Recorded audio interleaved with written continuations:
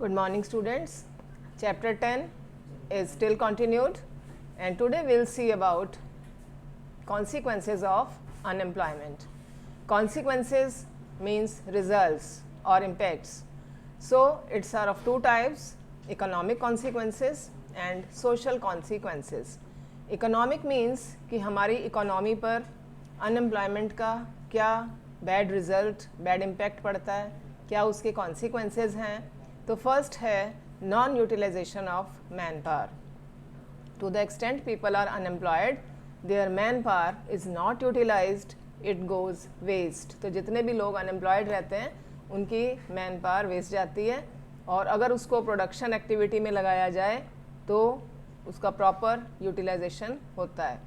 Second, loss of output. जितने लोग unemployed रहते हैं अगर उनको एम्प्लॉय किया जाए तो कितना ज़्यादा प्रोडक्शन में ऐड हो जाए. तो सेकेंड लॉस हमारा ये है कि आउटपुट का भी लॉस होता है. Low capital formation, living only as consumers and not as producers. क्योंकि जो लोग अनएम्प्लॉयड हैं वो प्रोड्यूसर्स की तरह तो नहीं हैं, वो प्रोडक्शन एक्टिविटी में तो अपना पार्टिसिपेशन नहीं दे रहे हैं, but they are living as consumers, they are dependents.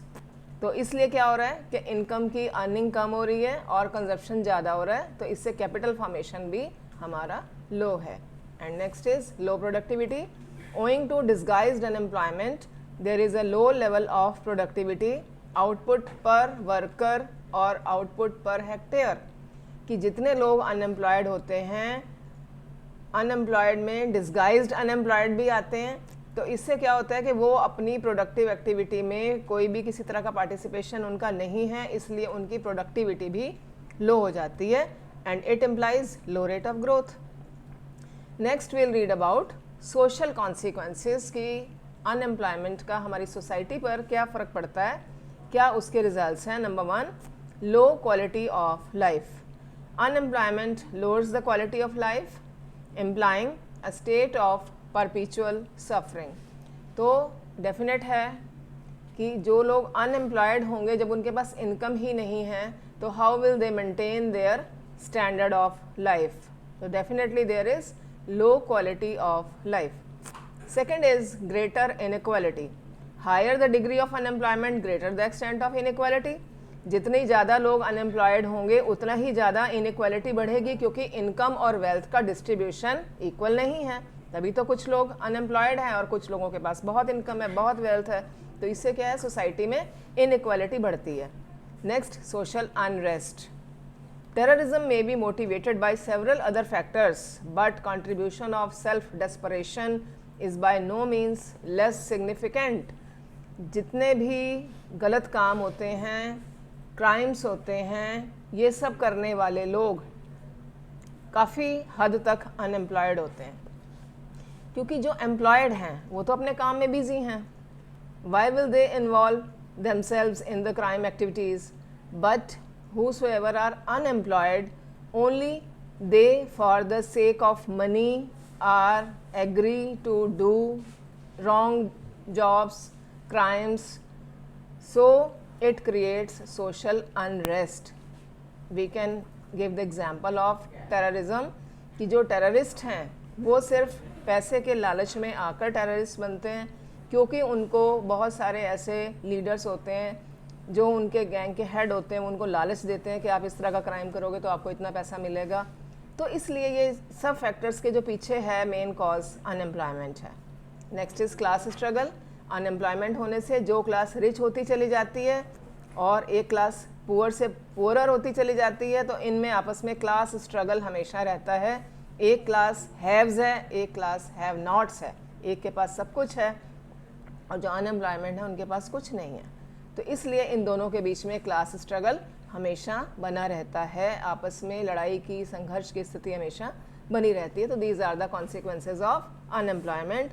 Now we'll see suggestions to solve the problem of unemployment in India. How can problem be solved? So here are some suggestions. First, increase in production. To increase employment, it is essential to increase production in agriculture and industrial sector, so job opportunities will be increased and a problem of unemployment will be solved. Second, increase in productivity. Demand for labour is directly related to the productivity of labour. Labour की productivity जितनी ज़्यादा high होगी उतनी ही ज़्यादा उसकी demand होगी अलग अलग प्रोडक्शन एक्टिविटीज़ में। तो हमें अपनी एफिशिएंसी इंक्रीज़ करनी चाहिए, प्रोडक्टिविटी इंक्रीज़ करनी चाहिए, ताकि हमारी प्रोडक्शन एक्टिविटीज़ में डिमांड बढ़े, लेबर की डिमांड बढ़े, और डेफिनेटली फिर उससे एम्प्लॉयमेंट राइज होगा। High rate of capital formation to increase job opportunities, capital formation should be increased. Capital formation means production potential बढ़ाना चाहिए। जितना ज़्यादा कैपिटल फॉर्मेशन होगा उतनी ज़्यादा जॉब अपॉर्चुनिटीज़ क्रिएट होंगी और उतना ही अनएम्प्लॉयमेंट की प्रॉब्लम सॉल्व होगी।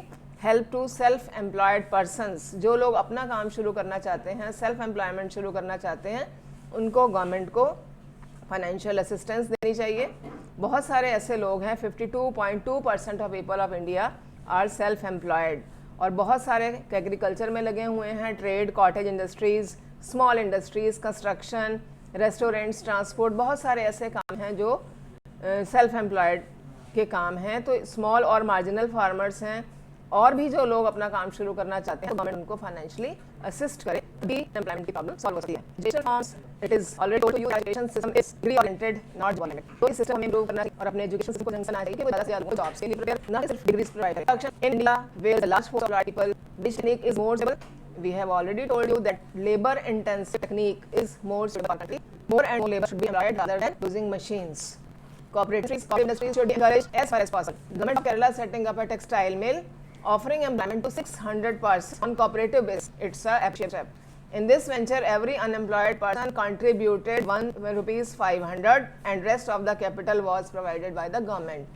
600 लोगों से मिलकर एक कोऑपरेटिव बना गया, मिल इस्टेब्लिश की गई, और 500 रुपीज़ का सिर्फ एक छोटे से कॉन्ट्रीब्यूट से उन्होंने अपना काम शुरू किया, और बाकी मनी की ज़रूरत थी वो गवर्नमेंट ने प्रोवाइड की।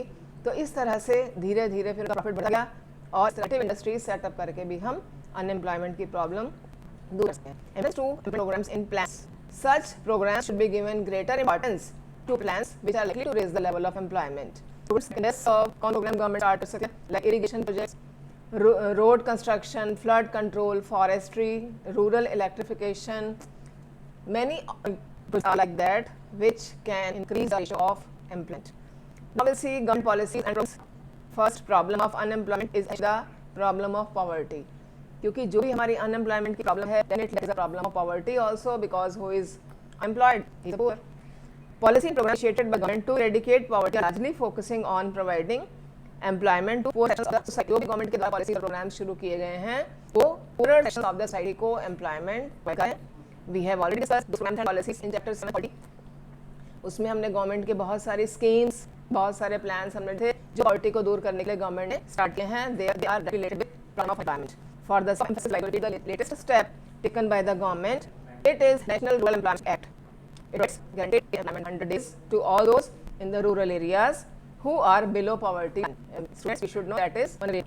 Chapter 7, that is poverty, it also offers a critical review of the policies and programs of the government. We should like to add new economic policy pursued in 1991 has considerably curtailed that role of government in generating employment opportunities.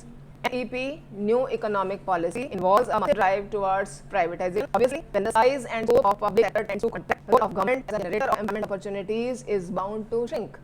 और जब government sector employment generate करने में fail हो जाता है, private sector को ये lead role दे देना चाहिए, तो ज़्यादा से ज़्यादा जॉब्स क्रिएट और अनएम्प्लॉयमेंट की को दूर करने हेल्प करे। One more step of government discuss skill India, make India, startups, these are the steps launched by government.